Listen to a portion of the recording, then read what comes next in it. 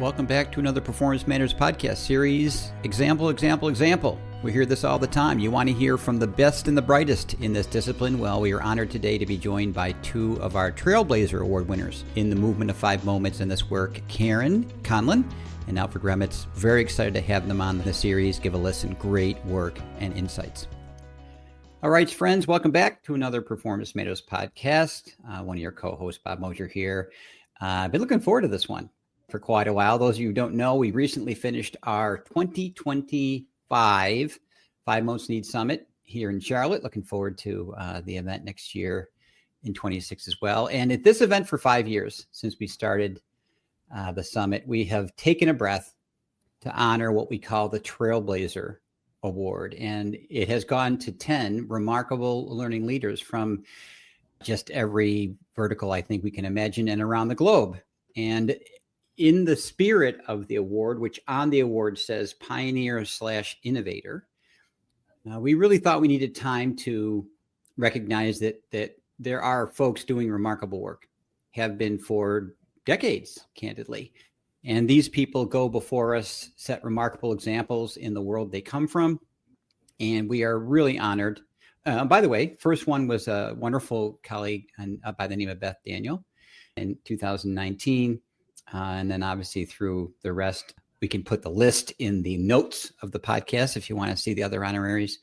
But this year, we are really honored to recognize 2 remarkable learning leaders, Conlin and Alfred Remmits. And I do want to welcome them to this podcast so they can share their journey and help the rest of us do our best to meet the bar that they have set for the implementation and use of the 5 moments. So Karen and Alfred, welcome and congratulations. Thank you. So let's kind of start with a revelation of the moment. It's one of my favorite parts of the summit because you have no idea. But there is rigor to this. We go through a number of folks. We have sort of a nominating committee. Well, we do have a nominating committee. And your names were unanimously brought up. So take us back to the moment, Karen. We'll let ladies start here, as we should. And my mom taught me to do. How did it feel to be recognized as one of the Trailblazer Award winners? Absolutely stunned. I did not see that coming. I was looking at the list of names of people who had won it previously and didn't really consider myself to be of that caliber. So when you said my name, I was stunned. I'm like, what? Wait, what? No. Well, we'll talk a bit about why you were deserving in just a bit, but it's so wonderful to have had that moment. Alfred, what about you, friend? Yeah, for me, it was a similar wow experience, maybe a bit from another reason, because the people that got the award were mostly practitioners in large organizations that have deployed workflow learning, mostly based on the 5 moments of need. And as you know, Bob, we met about 20 plus years ago at Microsoft, and we have been working and partnering together. So I'm much more on the vendor side, doing this type of work, and always been doing that in close cooperation with you. So I wasn't expecting this at all. I thought you would honor one of your clients and not one of your partners in this regard. And when you started to talk about this, I thought, wow, this is the first time he's going to hand this award to his best friend, Conrad Gottfredson, because you were talking about, I met this guy at Microsoft. You met Con at Microsoft. And I thought, wow, this is great. He's going to give the award to Con, which is so well deserved. Mm-hmm. And then it was me coming up on that slide, which, by the way, was also an interesting moment because we met each other at Microsoft. And that's where we started the discussion about not so much 5 moments of need, but much more about performance support and the technology. And I never forget that moment in 2004. Actually, when you formed the advisory board, and was an important moment in my life. And now getting this award 21 years later, it was another important moment. Well, I think you both positioned my next question perfectly, because this was a pivot for the award in some ways. We have always honored practitioners. Karen, you are one, of course. At the same time, and I want to be sure I'm careful here because it by no means speaks to those that have won. You often think of large companies, people that are in these massive training groups. Beth had 350 IDs when she got the award at Bank of America. I mean, that was the days of universities. Organizations had corporate universities with classrooms and buildings and all this kind of stuff. And through the years, we've honored those folks that have sort of walked that walk. And this year we took a little bit of a step back and thought about, Karen, the majority of L&D professionals are in a team of 10 or less. Around the globe, even in big companies, the majority of L&D leaders are in a team of 10 or less. And I would argue that probably a majority of them are an army of one. And so it really gave us pause to go, look, are we representative of the true trailblazers across our industry, as well as, Alfred, those that have journeyed forward in the vendor side and been remarkable suppliers? There would not be 5 moments in Europe without you. And I don't mean your company. I mean your remarkable voice and so on. So Karen, you've been a long-time champion. You attend every alumni session. You attend every meetup for the Alliance. I mean, you're such a remarkable practitioner. I don't think you give yourself credit in your journey enough, but darn it, you are a lifelong, people call themselves a lifelong learner. And you are in the deep end every time, challenging what's going on and challenging the methodology. And that is a trailblazer to me, those that will allow themselves to put themselves out there like that. Tell us about your thinking in this performance first journey, a little bit about who you're from. We haven't really done that yet. And, what's the journey meant to you personally and professionally? I work with a law firm up in Toronto, Canada, and it's about 2,000 employees, I think, across the country. Mm-hmm. It was important for me to get on this journey because for so long I had been creating knowledge dump courses, and as a former technical writer, lots of really good performance support in terms of job aids. Mm-hmm. But I think the thing that I noticed was companies look to learning and development for employee performance. They want their employers to do better. Mm-hmm. And I was looking at the kind of work that I was turning out, and I was thinking, how on earth is this going to connect to what somebody does every day? Because I had taken these courses personally, and I'd go in there, I'd be really excited, I'd learn all this great stuff, sit down at my desk the next day, look at everything that I'd learned and go, I can't connect the dots. I have no idea how I'm going to apply any of this. And that's what started me when I first heard from you and Con. It was like, oh yes, this is what's going to do it. And so receiving this award professionally, it's one thing for me to talk about the benefits of a performance first thinking. Mm-hmm. And people nod politely and they go, that's very nice, Karen. But when you get an award, people kind of sit up and it's like, oh, hang on, maybe there's something in this. Maybe I should listen a little more carefully. Mm-hmm. So professionally, this type of award, I think, is amazing for credibility, for the kind of work that we're trying to do here. And personally, it was really important because it can be really discouraging to be that lone voice in the wilderness. And that's why I go to every single alumni meeting and every single workflow meeting. Because, when you're just that lone voice and people are kind of dismissing some of the things that you're saying, it's really important to me to go back to that community and hear the success stories and what people are doing and what they're trying. And again, winning the award was really important for me because it was so hugely motivating to keep going. Mm-hmm. And keep trying and keep learning and keep trying new things. Don't give up, even though sometimes you're kind of like, I feel like I'm talking to a wall.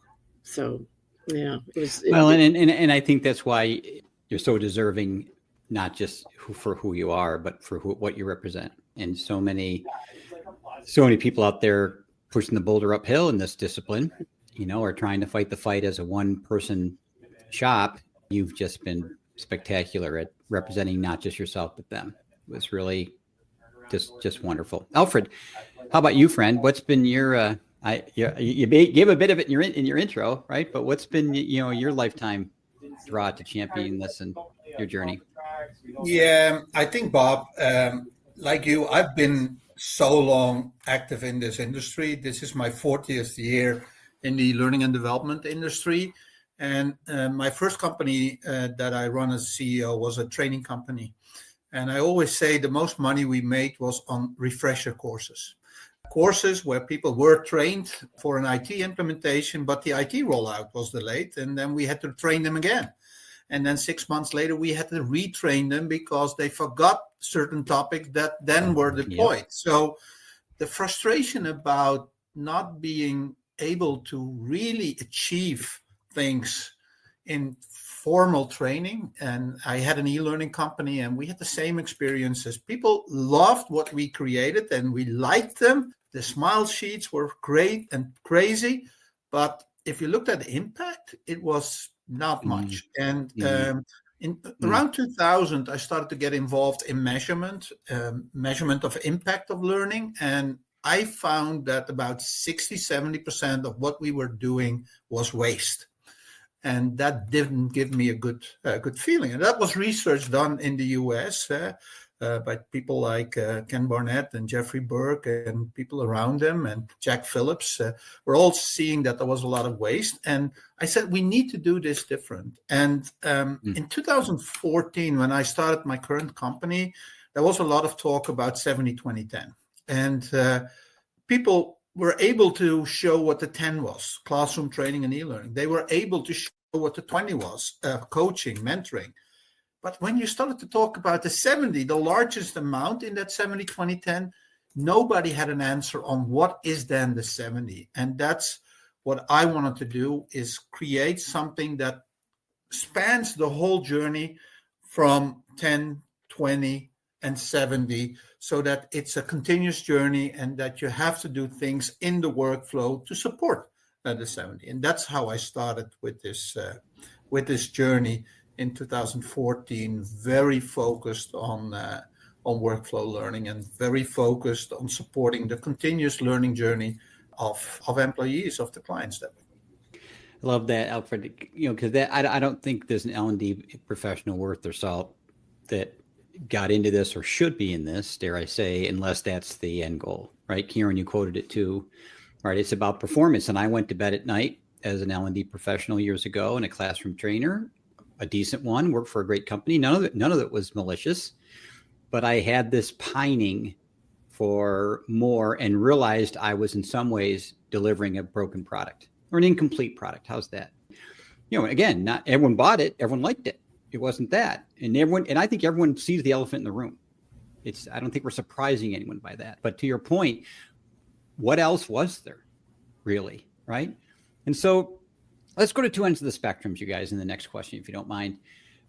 What has inspired you most when you look at your accomplishments and such, and you think about a project, or you think about an outcome, or you think about an aha, or a feedback from a performer?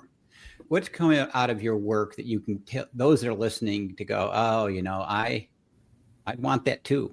I mean, that sounds really inspiring and motivating to me. So as the trailblazers you are, Alfred, let's bounce to you first. How about that? What stands out to you, friend, as a memory? Yeah, there are two projects that come to mind. One is an onboarding project for a large consultancy firm where we reduced the onboarding time for a large group. They have about 5,000 people in that role, and we reduced the onboarding time within a year from 18 months to 9 months. And then the next year we reduced it to 5 months. Mm-hmm. And the interesting thing was that they were using our performance support or digital coach technology as a real digital coach. And it reduced the amount of time that human coaches had to spend on answering the same old questions. In the old model, they had one human coach on 3 new employees, and now they have one on 7 new employees. And the impact was that for the difficult questions, they could go to the human coach, and the simple questions they could answer through the digital coach, and they didn't need the human coach. Going back to that aspect of being able to answer questions, one of the most interesting projects we ever did was at the start of COVID. Mm-hmm. We are working a lot with hospitals, and one of the problems that the nurses had in the hospitals, that they were afraid of going to their managers time after time, asking questions, because their managers were so busy.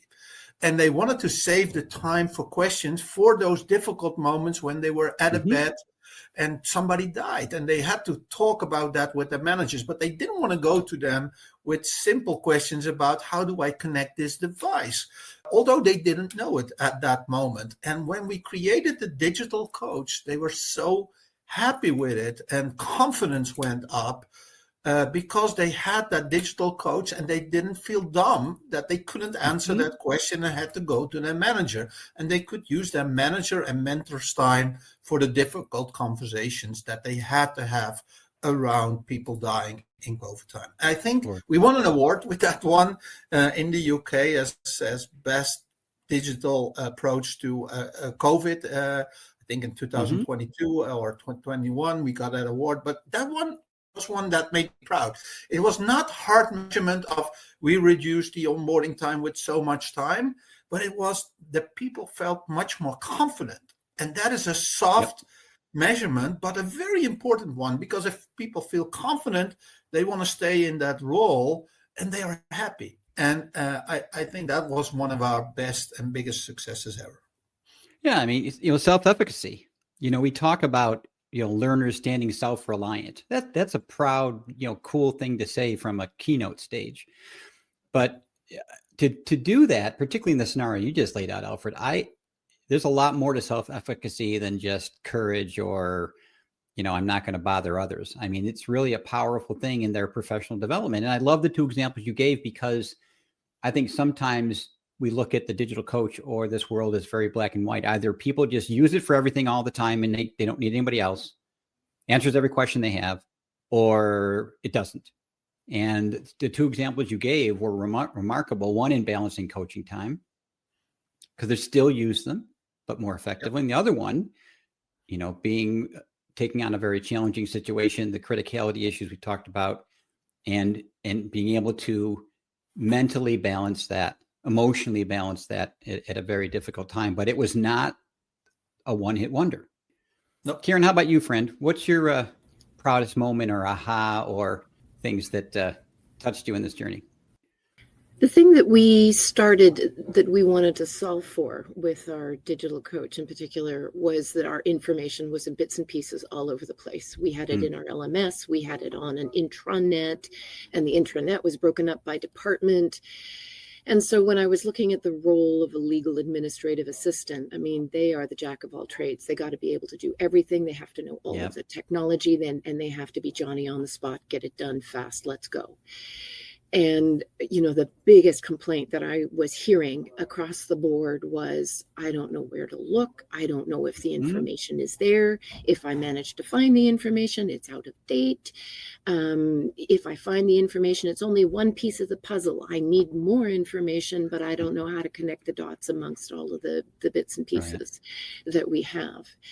And so the business, I think the thing that shocked me really was when I did a mock-up and I put it in front of the business and I said, here's the solution I'd like to offer you. This is what I'd like to try.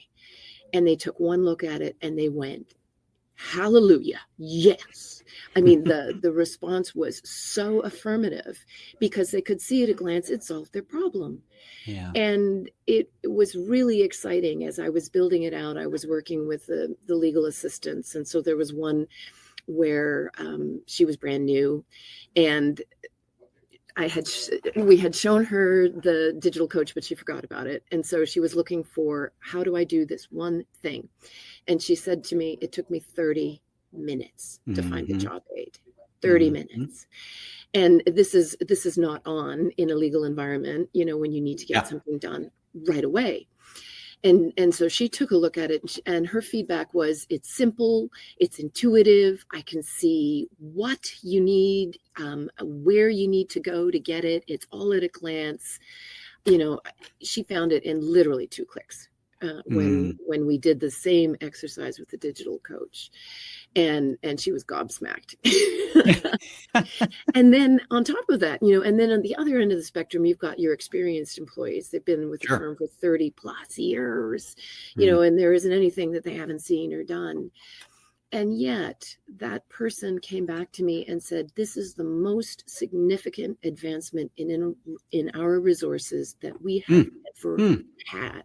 And I nearly fell out of my chair, to be able to serve somebody who's been with the firm that long and knows so much. And she was still able to find value in it.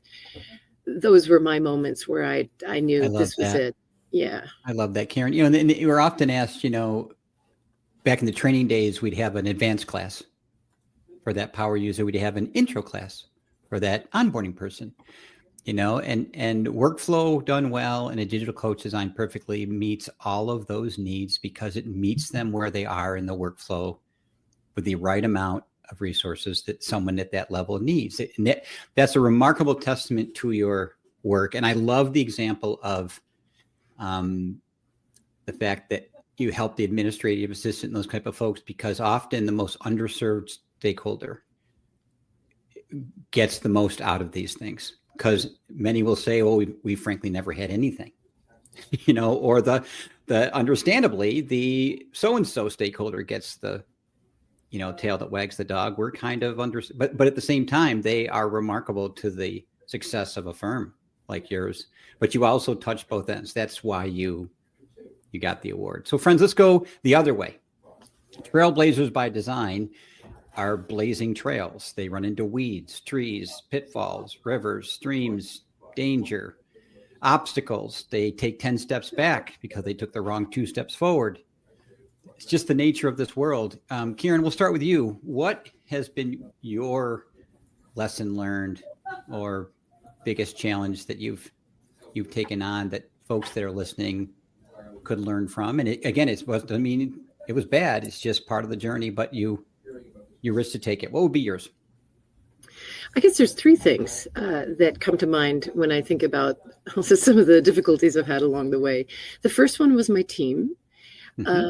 Most of the resistance actually came from them. I guess the work was kind of positioned as personal development as an instructional designer. And it wasn't really something that was relevant to the rest of the team. And so they weren't really receptive when I was trying to explain how this might be useful to everyone on the team. I'm still working on that one. But it was the testimony from the users that's selling them. It's not me, trying to sell something. It's the testimony that I'm bringing back to them from the people who are using it and why they like it. Then they raise their eyebrows and they think about it a little bit. The other thing that I kind of goofed up on was the change management. I was so focused on my audience, I didn't broaden it out enough and bring in other members of the firm. And so I'm thinking about the help desk. I'm thinking about the accounting department. I'm thinking about HR.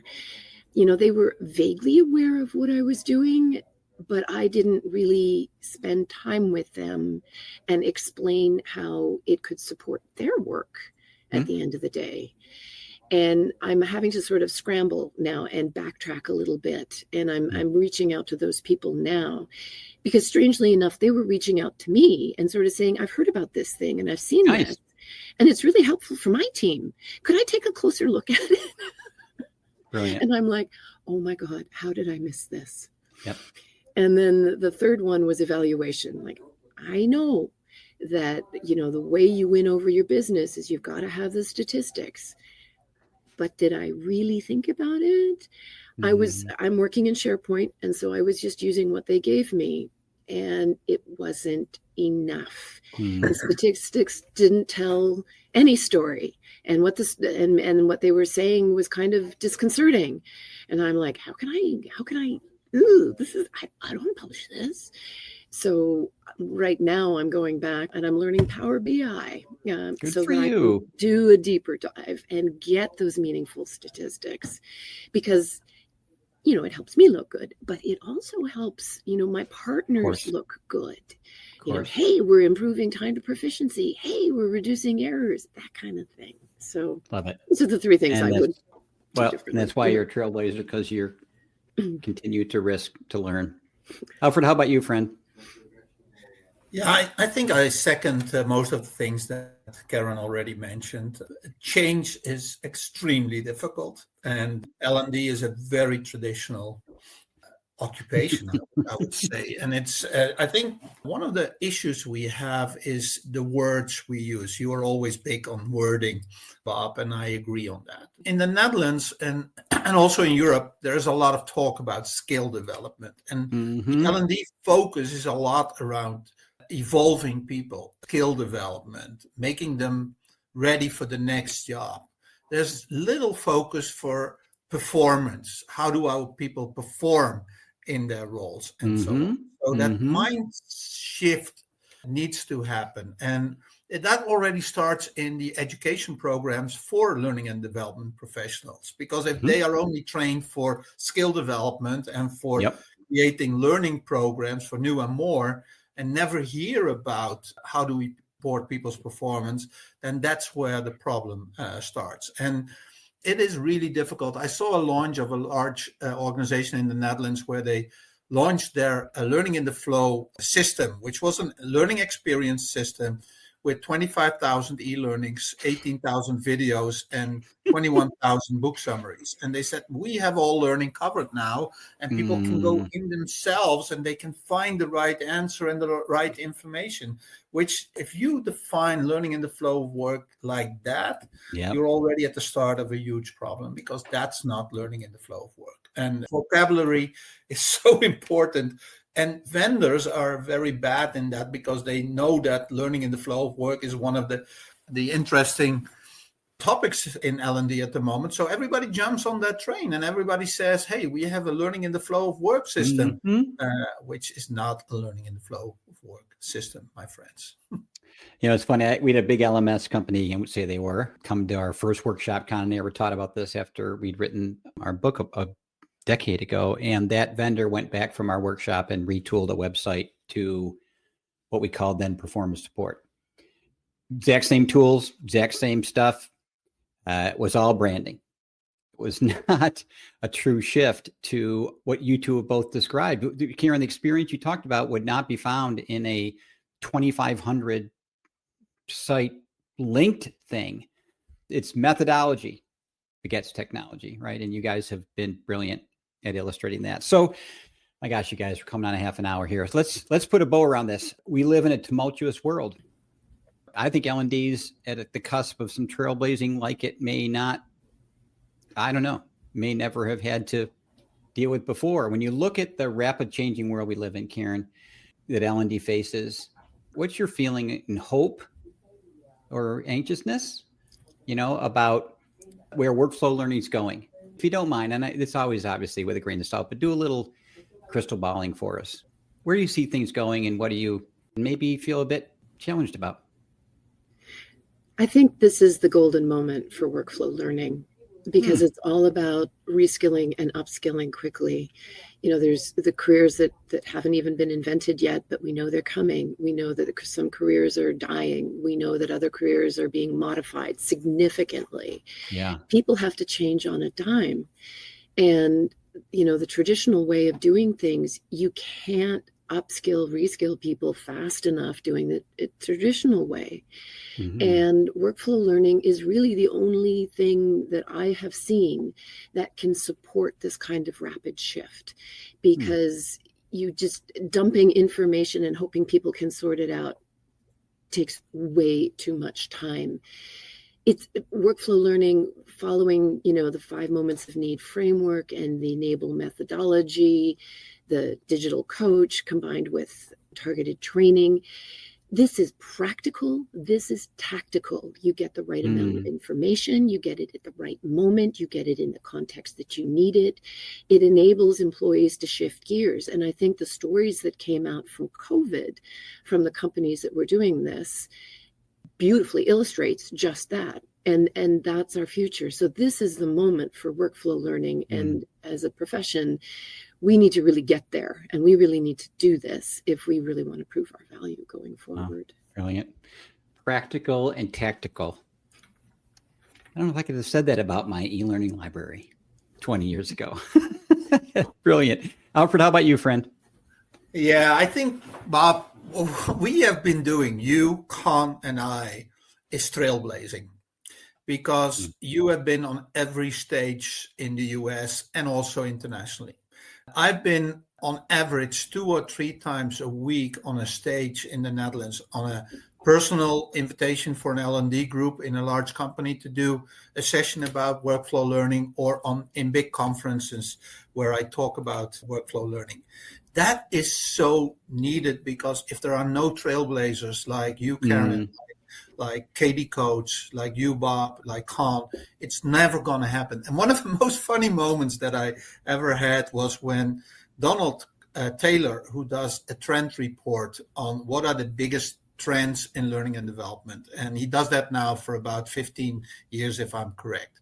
And on that trend report, as you can expect, today AI is number 1. And globally, performance support is about number 7 or 8. There's only one country where performance support is number 2. And he did an interview recently with the Dutch L&D community, and they asked him, why is performance support on number 2 in the Netherlands? And he said, that's the Alfred Remmits effect of trailblazing the 5 moments of need for the last 10 years. Yeah. You know, if you are not on that stage, if you're not continuously preaching that this is something that is effective. And the positive thing that I have now is that over those 15 years or 20 years that I've been doing this, I've gathered success stories. And storytelling is so powerful in this world. You know, success stories of large pharma companies, of hospital, tens of hospitals that have implemented that, large consulting companies, manufacturing companies, and show them the results that we have achieved over those last 20 years. That is helping our industry forward. Proof. And that's what we need to do more. Write about it, get trailblazers that are on that stage and are talking about why this is so important for our industry. L&D needs to improve. And AI will play a huge role there, but let's not use AI as the panacea or the solution for everything. AI is important, but today it needs design. It needs a methodology. It needs a framework. It needs content management around it. Because if you use AI only to go into the crap that organizations have in their databases, it will come out with crap. So we need to have a design. We have a methodology, and let's keep on trailblazing this. You know, my 2 favorite quotes, among many, but one of my 2 favorites are methodology begets technology. And Alfred, that's where you're going, right? If we are in a methodology industry like science, like doctors, like lawyers, Karen, technology is an enabler. It's always been, but it's never been the tip of the sword. And it can become that with guidance and design, but that is our opportunity, Karen, to your point. And secondly, to do the same thing over and over again and expect a different result is insanity. And folks listening out there, the reason why I'm glad we're lifting up these 2 individuals and the 8 others who've gotten this award, to Alfred's point, is because this is real. This can be done. L&D can choose to pivot like these 2 remarkable leaders and do this, but it is not for the faint of heart. It's not going to happen on its own. People aren't going to necessarily walk in your office and ask for that because you've never taught them to do that, nor are we seen that way. So let's follow the remarkable example of these 2 remarkable people. Be courageous. Do the right thing. Be responsible as learning professionals, and let's have the say of the day. Guys, thank you for who you are, all that you've done. And Alfred's point, we cannot get enough of you folks en masse, and we look forward to lifting you 2 up even more beyond this podcast as the year and the years to come. So thank you both. Yeah, and Bob, thank you for giving us the award, but also for all the great work you have done over the past 20 years in this field. Yeah. Thank you, friend. You and Con are my heroes, and I'm Oh. so, Well, so right back delighted at to be you. in your company. Right back at you, friends. Thanks so much. Appreciate you, friends, listening. More to come. You know where these people live. Let's do this. Thanks, guys. Bye. Well, that's it for this episode of the 5 Moments of Need Performance Matters series. We look forward to future conversations around how to best put the 5 Moments of Need into practice. We welcome your feedback and can be reached on our 5 Moments of Need website, which is www.5momentsofneed.com. We hope you're finding these helpful and will subscribe to future episodes. Have a great day, friends.